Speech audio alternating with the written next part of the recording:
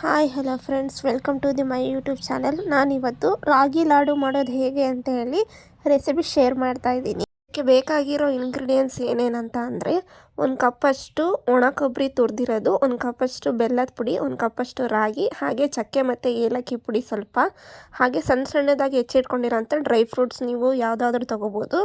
ಈಗ ಮೊದಲಿಗೆ ಒಂದು ಬಾಣಲೆಯಲ್ಲಿ ತುಪ್ಪ ಹಾಕ್ಬಿಟ್ಟು ಡ್ರೈ ಫ್ರೂಟ್ಸ್ನ ಹುರಿದು ಇಟ್ಕೊತಾ ಇದ್ದೀನಿ.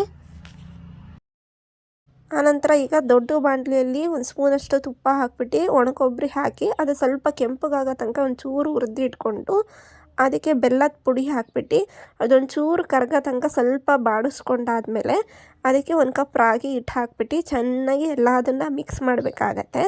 ರಾಗಿ ಹಿಟ್ಟು ಹಾಕಿದ್ಮೇಲೆ ಜಾಸ್ತಿ ಹೊತ್ತು ಬೇಯಿಸೋ ಅಂಥ ಅವಶ್ಯಕತೆ ಏನಿಲ್ಲ.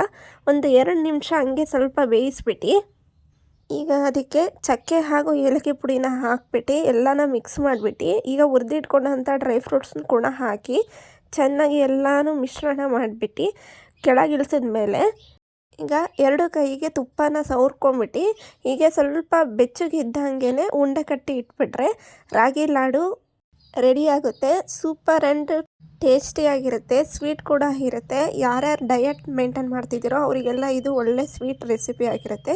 ನೀವು ಕೂಡ ಮನೇಲಿ ಒಂದ್ಸಲ ಟ್ರೈ ಮಾಡಿ. Thank you friends, bye bye.